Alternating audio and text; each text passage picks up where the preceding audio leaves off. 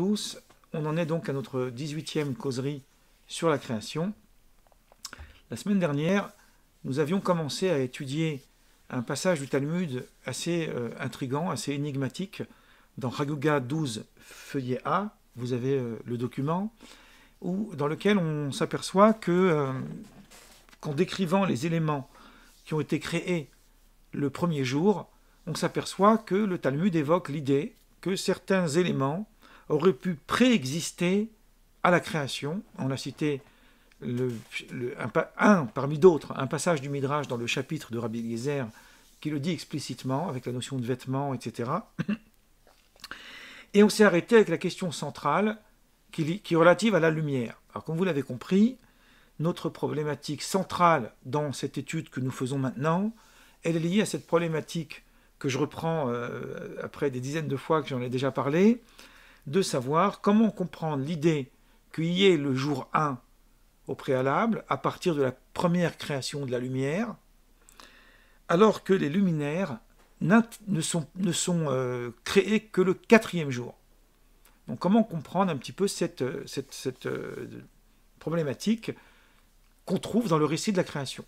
Or, comme c'est une problématique qui existe dans le Talmud, donc nous allons aborder textuellement un petit peu avec le texte en face de nous les choses. Donc je vais commencer d'abord par vous partager le passage du Talmud qu'on a commencé la semaine dernière pour qu'on puisse bien se remettre un peu les idées au clair. Et puis ensuite on partagera le second texte que je vous ai envoyé, même si vous l'avez, on peut aussi le regarder sur l'écran, sur la question de cette notion de Dieu vit que c'était bien. Qu'est-ce que ça veut dire, cette notion de Tov, qui apparaît souvent dans le récit de la création. Je vais très vite parce qu'on l'avait déjà vu, ce sujet-là. Donc, je vais juste vous lire le début rapidement pour vous remettre dans le contexte. Donc, Rav, Judas a dit au nom de Rav, 10 choses ont été créées dès le premier jour. Le ciel et la terre, Tohu et Bohu, lumière et obscurité, souffle et eau, mesure du jour et mesure de la nuit. On avait expliqué que ça compose les 24 heures. C'est important ce commentaire, vous allez voir après pourquoi. Donc ciel et terre, parce qu'il est écrit, là je fais exprès d'aller vite, parce qu'on l'a déjà vu, mais après on va y aller doucement. Parce qu'il est écrit au commencement, Dieu créa les cieux et la terre. Bon, alors, on a déjà expliqué ça. Shamaïm, c'est toujours un pluriel. On traduit le ciel ou les cieux, c'est pas une erreur de traduction. Tohu et Bohu, parce qu'il est écrit, la terre était Tohu et Bohu. Lumière et l'obscurité. Pour l'obscurité, il est écrit « Et l'obscurité était à la surface de l'abîme ». Donc il est bien question de l'obscurité dans le récit de la création. Et pour la lumière, il est écrit « Et Dieu dit que la lumière soit ». Souffle et eau, puisqu'il est écrit « Et le souffle de Dieu planait sur la surface des eaux ».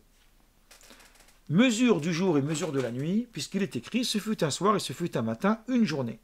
C'est là qu'on a montré, dans plusieurs causeries précédentes, que le jour 1 représente en fait la création du jour 1, c'est-à-dire la création de la notion de jour.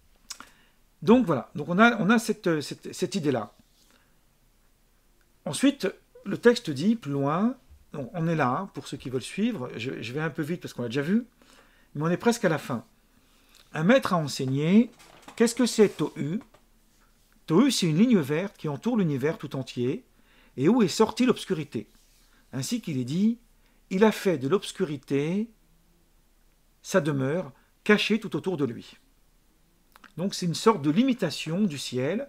Il y a dans la conception cosmogonique du midrashique, on va dire, de façon globale, une idée que le ciel aurait une voûte qui le recouvrirait, avec un espace à l'extérieur, et il sera question de ces sujets-là plus tard. Alors, ce n'est pas du tout scientifique, c'est une vision purement allégorique. Il faut comprendre au sens beaucoup plus profond. Le bohu, ce sont des pierres gorgées d'humidité enfoncées dans l'abîme, où sont sorties les eaux. Un petit peu comme le chapitre du Rabbi Eliezer que je vous avais montré, où il est dit que Dieu il a pris de la neige du dessous de son trône, il l'a jeté dans les eaux qui sont devenues de la terre. Donc c'est comme ça que le verset dit, et il a étendu sur elle le cordeau du Tohu et le niveau du Bohu, donc il s'agit de l'argile, de la pierre et de la limite de l'espace. Et maintenant voilà, maintenant on arrive là où on en était. il nous restait maintenant à analyser la question de la lumière. On a dit que la lumière, elle a été créée le premier jour, parce qu'il est écrit « Et Dieu dit que la lumière soit, et la lumière fut ». Mais la lumière, est-ce bien le premier jour qu'elle a été créée? Il est pourtant écrit, Genèse 1, 17, « Et Dieu les a mis en place dans la voûte des cieux ».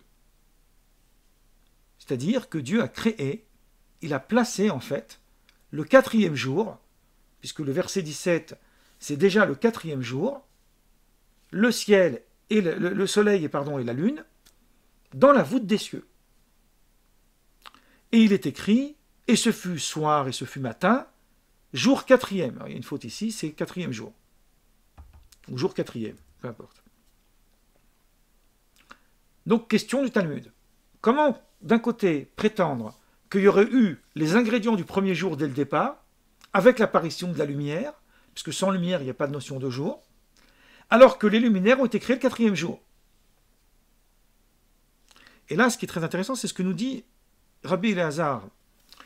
Il faut comprendre comme Rabbi Eliezer est un sage de la Mishnah, donc il est du 1er, 2e siècle, qui lui nous dit, que Rabbi Eliezer a dit, la lumière que le Saint béni soit-il créa le premier jour était d'une nature telle qu'elle permettait de scruter d'un bout à l'autre du monde. Je voudrais juste expliquer un point important. Lorsque le Talmud nous dit, c'est juste une question de forme, il faut comprendre comme Rabbi Eliezer, ça veut dire que Rabbi Eliezer n'est pas mis en scène ici dans ce débat. Il n'est pas présent lors de cette discussion. D'ailleurs, c'est une discussion qui se situe à une époque de Rabbi qu'on appelle les Amoraïm. C'est-à-dire c'est après la conclusion de la Mishnah. C'est à partir du 3e siècle. Rabbi Eliezer était donc un Tana, un sage de la Mishnah. Il est antérieur. Donc lui, son aphorisme, dans lequel il dit « La lumière que le Saint béni soit-il créa le premier jour était d'une nature telle qu'elle permettait de scruter d'un bout à l'autre du monde », cet aphorisme-là n'a pas été dit pour résoudre l'énigme de la création de la lumière le premier jour et des luminaires le quatrième. Elle a été dite d'une manière plus générale. C'est un enseignement de Rabbi Eliezer. Rabbi Eliezer nous dit, quand le texte biblique nous dit « Vayomer Elohim » et Dieu dit que la lumière soit et la lumière fut, il s'agit d'une lumière spécifique qui permettait de scruter d'un bout à l'autre du monde. Plus loin, Rabbi Eliezer continue son explication sans se soucier de la contradiction antérieure. Vous me suivez ce que je dis, hein? On prend cet enseignement pour essayer de résoudre un problème qui est né plus tard. Il faut comprendre bien la structure de ce texte talmudique parce que souvent on fait des confusions. Et Rabbi Eliezer continue et dit « Lors de la génération du déluge et lors de la génération de la dispersion, le déluge, ça tout le monde sait ce que c'est, la génération de la dispersion, ou on pourrait dire aussi la génération de la discorde, d'Or à Palgar, il s'agit de l'époque de Babel, la tour de Babel, qui était la génération de la dispersion, puisque là, ça a créé en fait une dispersion. Donc le Saint béni soit-il, c'est une manière élogieuse d'appeler Dieu dans le Talmud, a vu que leurs actions étaient corrompues, il s'est dressé et il la leur a retirée. Cette lumière, elle a été retirée. Elle n'existe plus. Pour la mettre en réserve, ainsi qu'il est dit, et là on va citer Job 38,15, il a retiré aux méchants leur lumière. Donc ce texte est très intéressant, il est presque même fascinant. On est en train de nous dire, la lumière qui a servi pour créer le monde au début, au point de départ, elle n'est plus là. Et la suite est citée dans le commentaire de Rashi, qui est le commentaire le plus immédiat du texte. Et le Talmud poursuit dans la question, il dit, pour qui l'a-t-il réservé? Alors cette lumière, elle a été réservée à qui? Pour les justes des temps à venir, ainsi qu'il est dit, et là on va le déduire d'un verset de Genèse 1,4, et Dieu vit la lumière que c'est bon. Qu'est-ce que ça veut dire que c'est bon? Le terme de bon ne renvoie à rien d'autre qu'au juste. Ainsi qu'il est dit, dites au juste qu'il est bon. Isaïe 3,10. Donc les justes, c'est ceux qui bénéficieront, entre guillemets, c'est une allégorie, de la félicité à la fin des temps. Eux, ils jouiront de cette lumière primitive. Mais cette lumière primitive, c'est plus cette lumière-là qui nourrit le monde. C'est une autre lumière. Donc il y a eu deux lumières, selon cette thèse fondée sur l'enseignement de Rabbi Éléazar, parce que lui, il ne le dit pas clairement, il y aurait eu deux lumières dans le récit de la création. Vous voyez, les Juifs, ils adorent faire tout en double. La première lumière, le premier jour, et une autre lumière, en vérité, j'aurais dû le dire inverse, parce que c'est la première qui est l'autre. Donc, disons, une autre lumière que nous connaissons tous, qui est celle qui apparaît le quatrième jour. Et dès qu'il a vu la lumière qu'il avait réservée aux justes, il s'en réjouit. Alors, excusez-moi s'il y a des petites fautes, c'est parce qu'en copiant, des fois, on fait des petites fautes de frappe. Ainsi qu'il est dit, la lumière des justes le met dans la joie.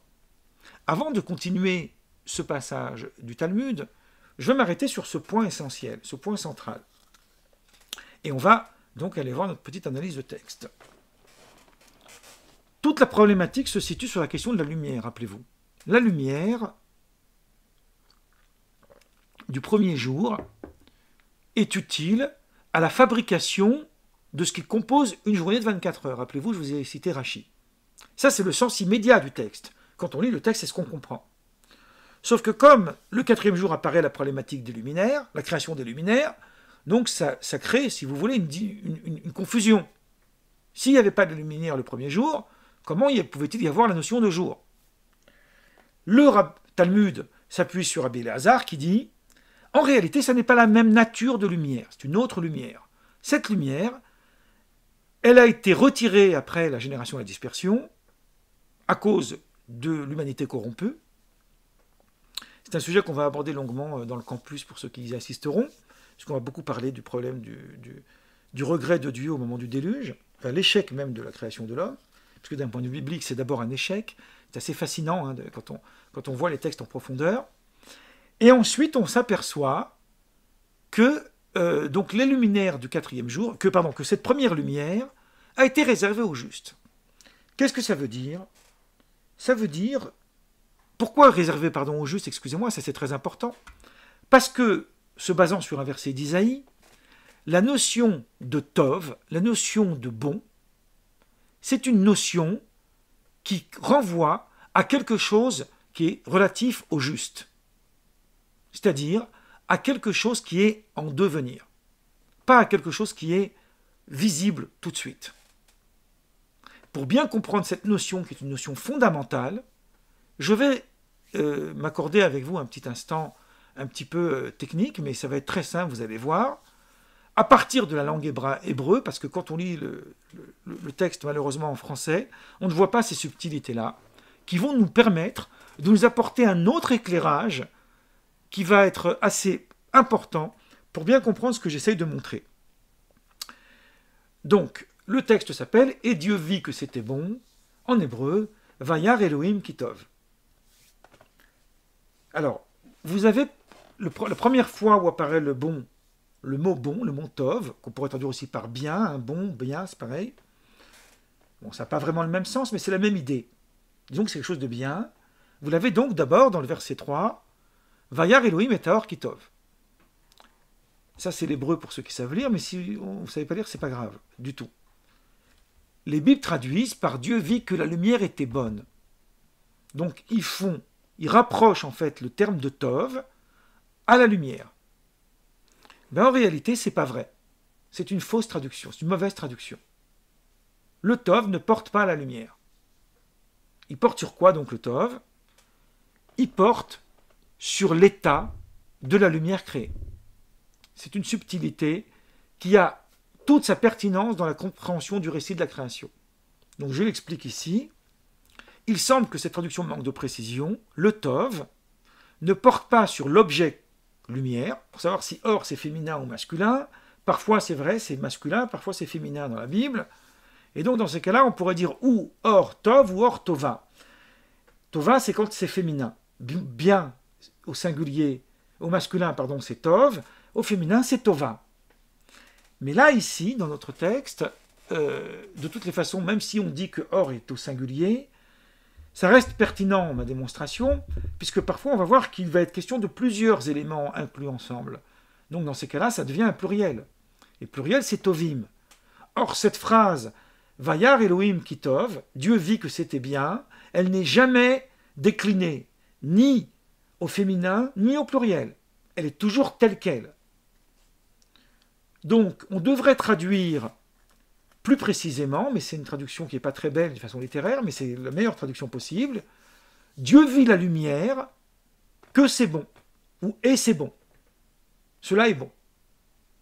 Ça veut dire, c'est bien ce qu'on a fait. C'est un peu comme l'inspecteur des travaux finis. Donc, Vayar Elohim et Tahor, là ici on peut s'arrêter, Kitov, et c'est bien. Dieu a vu la lumière, et c'est bien. Alors on peut constater, on va donner plusieurs exemples, de tous les autres passages de la création, où on voit la même chose, que Dieu vit que c'était bon. Et jamais, on verra que jamais, ça porte sur l'objet, mais sur la conséquence de la création de cet objet. Par exemple, verset 12, on lit, alors je vous lis d'abord l'hébreu, puis après je vous le traduis, Va totsi haaretz déchet, Esev mazria zera, limineu, veetz oseperi asher zar obo, limineu, vayar Elohim kitov. La terre produisit des végétaux, aux herbes qui développent leurs semences selon leur espèce, et aux arbres portant selon leur espèce un fruit qui renferme sa semence.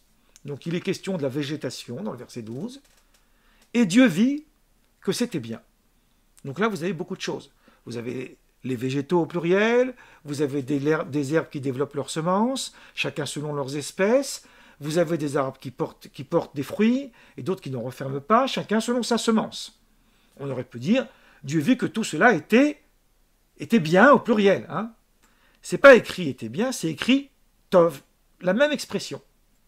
Donc qu'est-ce qui est bien ici? Alors, je ne suis pas en train de dire que ce que Dieu crée n'est pas bien, sauf que sur quoi il y a cette affirmation que ce qui est créé ici est bien, c'est sur la conséquence de l'objet créé. Maintenant que c'est là, donc ça va. C'est comme quelqu'un qui veut construire sa maison, il met les éléments peu à peu, puis à un moment donné il s'arrête, il regarde, il dit bon ben là ça va. Et puis il continue, il regarde, il dit bon ben là ça va. Quand il dit ça va, à quoi il pense, lui? Il ne pense pas simplement à l'objet posé là, le décor va bien, il pense que c'est viable.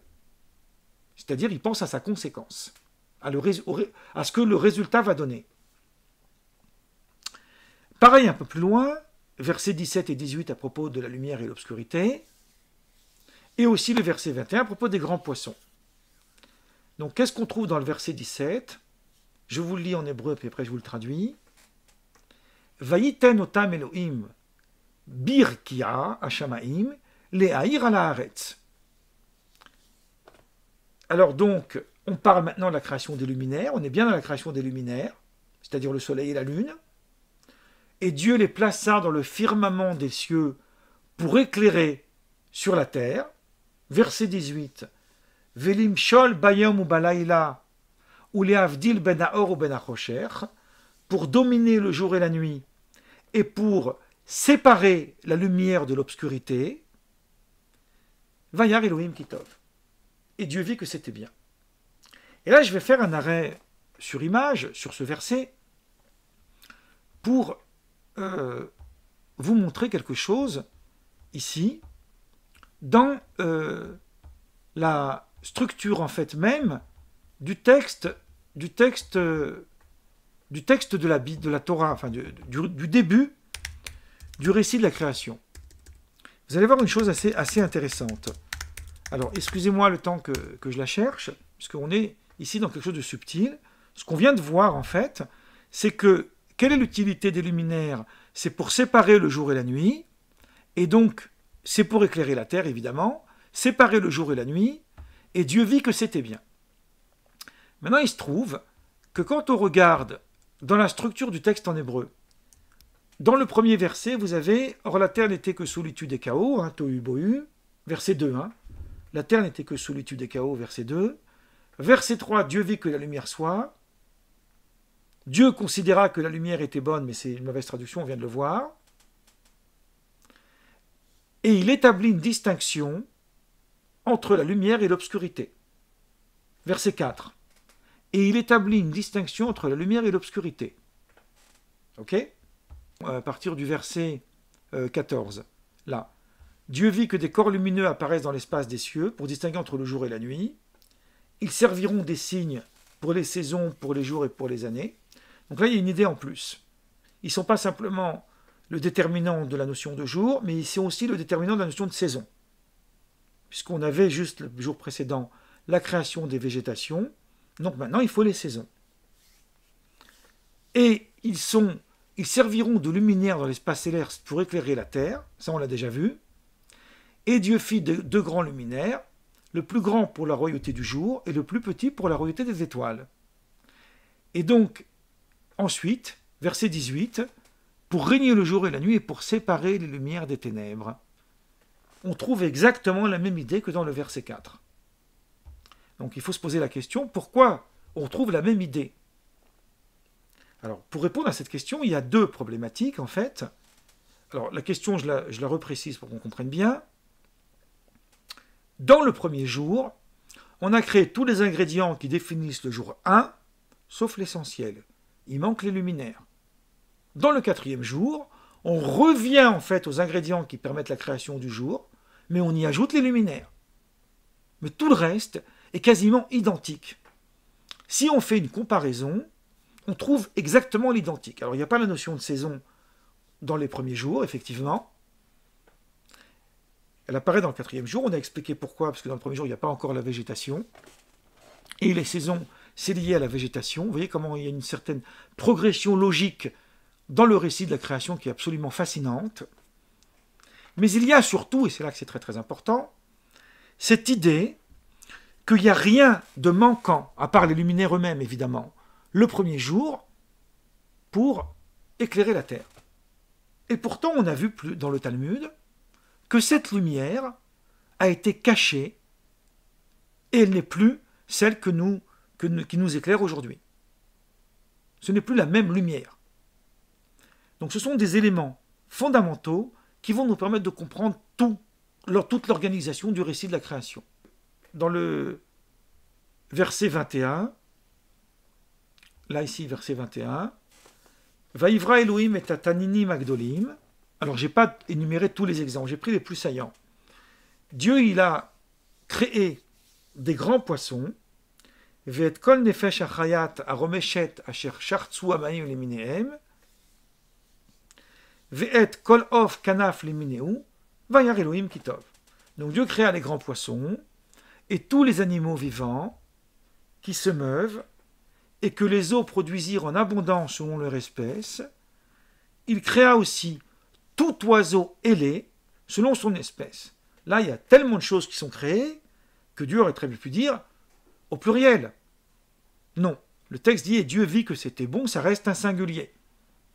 Donc c'est la conséquence de l'objet créé dans le monde, dans son utilité en fait, qui crée, qui définit en fait, qui détermine cette notion de bien. Et ensuite, en conclusion du verset. Le dernier verset qui conclut la création, enfin c'est pas la fin du récit de la création, mais ça conclut la création, puisque le verset dit « Vayar Elohim et kol asher asa veine tov meod ». Maintenant c'est la conclusion finale. Et Dieu vit que tout ce qu'il avait fait, qu'il avait créé en fait, tout ce qu'il avait fait, que c'était très bon. On ajoute la notion de très bien. Il y a une longue explication pourquoi il y a la notion de meod ici, qui ajoute quelque chose au bien. On va laisser de côté, sinon pour dire que selon le Midrash, c'est la question du mauvais penchant. Mais je vais laisser ça. Parce qu'on ne va pas trop s'éparpiller, on va rester dans notre problématique. Donc là, on voit bien que c'est l'ensemble de la création, c'est tous les éléments créés qui sont définis par cette idée de bien. Donc cette idée de bien, qu'est-ce que c'est? C'est bien la conséquence de ce qui a été créé. Ce n'est pas la création en elle-même, même si elle est bien aussi, ce n'est pas le problème. C'est la conséquence. Si la conséquence n'est pas bonne, c'est-à-dire ce qui va suivre, c'est que forcément il y a un problème dès le départ. Alors, moi je vous cite ici un commentaire qui va nous être précieux dans les semaines qui viennent, qui s'appelle Rabbi Obadia Ben Yaakov, qu'on appelle le Sforno, qui était du XVIe siècle, qui dit lui clairement, déjà d'entrée de jeu, sur Dieu vit que c'était bon par rapport à la lumière, il dit que Dieu vit la lumière en fonction de son but, et c'est à propos de son but qu'on dit qu'il vit que c'était bon. C'est-à-dire qu'on est dans qu'est-ce que ça donne? Un monde créé avec la lumière. Maintenant, on va comprendre beaucoup mieux le passage du Talmud qu'on a vu en conclusion. Le texte nous dit que cette lumière, elle a été réservée aux justes. Pourquoi? Parce que les justes représentent la notion de bon, de bien. Le bien, c'est le juste. Parce que c'est celui qui fait le bien. Et le verset nous dit, alors on peut amener beaucoup d'éléments pour définir cette idée, puisque le juste, c'est l'associé de Dieu dans la création. Le Talmud emploie carrément ce terme, c'est un shutaf, c'est un associé du divin. C'est un associé parce qu'il fait vivre non seulement le monde créé par Dieu, mais il a aussi la légitimité, puisque c'est un pouvoir que Dieu a donné à l'homme, de parachever l'œuvre divine. Donc, lorsque le Talmud dit Vayar Elohim et Taor Kitov, Dieu vit la lumière et c'était bien, il dit Ve'en Tov Ela Tzadik. C'est-à-dire, c'est comme si on traduisait dans le verset, Ve'en Tov Ela Tzadik, d'abord je traduis, il n'y a pas de bon, hors le juste. Le juste, c'est celui-là qui est bon. C'est comme si que Dieu disait, que le verset disait, pardon, Vayar Elohim et Taor, Dieu a vu que la lumière, Kitov, était réservée au juste. Donc c'est pour ça que le Talmud va citer Isaïe 3.10, qui nous dit Imrou le tzadik kitov, ça veut dire, qui nous dit donc, ça veut dire, dites au juste qu'il est bon.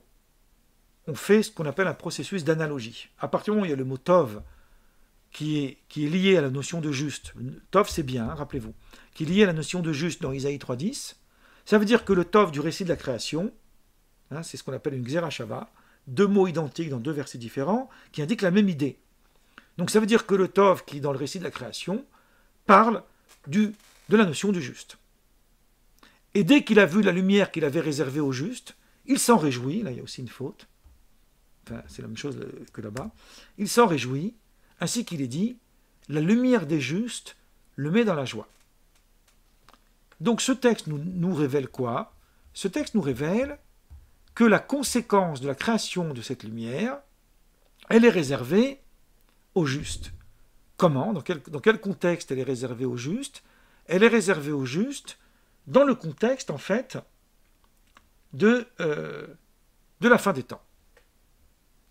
Alors, pour revenir maintenant à notre passage du Talmud, je vais vous conclure ce passage du Talmud, et la semaine prochaine, on va analyser la suite. Parce que c'est mieux de faire comme ça, sinon on va trop embrouiller.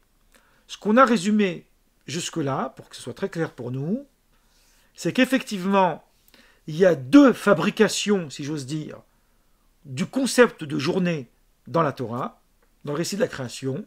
Il y a une première fabrication le premier jour, premier jet, on va dire, puis ensuite Dieu révise sa copie le quatrième, pour refaire pratiquement la même chose. À ceci près que s'y ajoutent les saisons. On a expliqué à cause des végétaux. Donc, Rabbi Eliezer, a priori, a vu juste. Il comprend qu'il s'agit de deux natures de lumière différentes. La première, elle est réservée au juste. Elle est bien, elle est bonne, parce qu'elle fait allusion à la félicité du monde final, qui lui sera réservé au juste, même si finalement on deviendra tous justes, mais ça c'est une autre question. Et effectivement, il y a le quatrième jour, une autre fabrication de la lumière, qui elle est plus immédiate, puisqu'elle renvoie plus à la réalité concrète. Donc, ça c'est Rabbi Eliezer, qui lui ne met pas en opposition les deux lumières, rappelez-vous, hein. Lui il a simplement analysé la question d'un point de vue textuel. Pour lui, cette lumière, elle a été réservée au juste. C'est le Talmud plus tard qui comprend de cette analyse de Rabbi Eliezer qu'il y a bien deux natures de lumière. Et le Talmud poursuit, comme à son habitude, il dit qu'en réalité, cette lecture repose sur une discussion entre les sages. De quoi s'agit-il? On les appelle des Tanaïm. Tana au singulier, Tanaïm au pluriel. Pour ceux qui ont lu mon texte sur les sages que je mets tout le temps dans mon mail, vous devez déjà être un petit peu habitué à ce genre de termes. Le Tana, c'est les maîtres qui intervient dans la Mishnah. C'est la première partie du Talmud qui va jusqu'au IIe siècle. Et le Amora, c'est le maître qui intervient dans la Gemara. Donc quand on dit c'est un Tana, on parle d'un sage de la Mishnah. Quand on dit c'est un Amora, on parle d'un sage de la Gemara. Les deux, Gemara et Mishnah, ça compose le Talmud. Et la Gemara, normalement, elle est censée avoir été conclue entre le 5e et le 6e siècle. Selon le Talmud de Jérusalem, le Talmud de Babylone, puisqu'il y en a eu deux. Donc le Talmud nous dit que cette problématique a été soulevée par les sages de la Gemara en s'appuyant sur l'enseignement de Rabbi Eliezer, comme quoi il y aurait donc deux natures de lumière, repose en réalité sur deux avis qu'on trouve dans la Mishnah, c'est-à-dire qu'on trouve parmi les auteurs qu'on appelle des Tanaïm. Que disent ces deux avis? Selon un avis, la lumière que le Saint béni soit-il a créée le premier jour permet de voir d'un bout à l'autre du monde. Ça, c'est conforme à l'opinion d'un rabbi qui s'appelait Rabbi Yaakov. Ou Rabbi Jacob, mais bon, ça fait plutôt humoristique de dire ça. Tandis que les sages disent, donc c'est une autre opinion, générique, puisqu'on ne cite pas le nom, qu'en réalité, il s'agit bien des luminaires. C'est exactement la même lumière que celle du quatrième jour. Ça met tout par terre. C'est une autre lecture complètement divergente. Pour lui, il y a une seule lumière, il n'y en a pas deux. Mais alors pourquoi alors les luminaires ont-ils été créés le quatrième jour? Alors il nous explique. En réalité, les luminaires, ils ont été créés le premier jour. Sauf qu'ils n'ont pas encore été suspendus dans les cieux. Puisque dans le 4e verset 17, là-bas, rappelez-vous, c'est écrit qu'il les suspenda dans la voûte des cieux. Donc eux, ils ont compris qu'ils ont été créés avant, mais qu'ils ont été suspendus le 4e jour. Alors maintenant, je ne peux pas l'analyser parce que le cours est bientôt fini. D'ailleurs, je vais arrêter le partage, mais je vais faire comme dans les séries américaines, je vais laisser avec la problématique. Qu'est-ce que c'est que ces deux avis? À quoi correspondent-ils précisément? Et deuxièmement, ça c'est la question la plus humoristique de la soirée, quel est l'intérêt de créer des luminaires et de les mettre de côté dans un tiroir pour les utiliser le 4e jour? Et s'il les a mis de côté, ça veut dire que ce ne sont pas eux qui ont éclairé la Terre. Donc en quoi ça nous explique qu'il s'agit de la même lumière?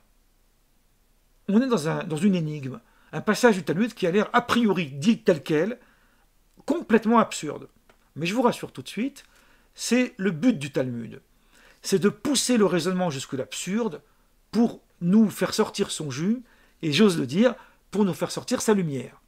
Donc la semaine prochaine, on va comprendre que dans ces dernières lignes de ce passage que vous avez par mail, vous avez la clé de toute la compréhension du texte. Bon, ne m'en voulez pas si je ne peux pas l'aborder maintenant, il reste 1 minute, ça va couper. Et c'est normal, le cours, il faut qu'il ait sa limite, il faut qu'à un moment donné on dise stop. Mais on a déjà fait une longue partie, on a bien tâté le terrain, donc il y a deux opinions. Une opinion qui nous dit que c'est deux lumières différentes, et une opinion qui nous dit que c'est la même lumière. Et c'est là que se pose la problématique de la création de la première lumière le premier jour, et de la création des luminaires le 4e. Et c'est ce que nous allons voir la semaine prochaine. On revient, si vous voulez bien, à 45 pour le débat. Là, j'arrête l'enregistrement YouTube.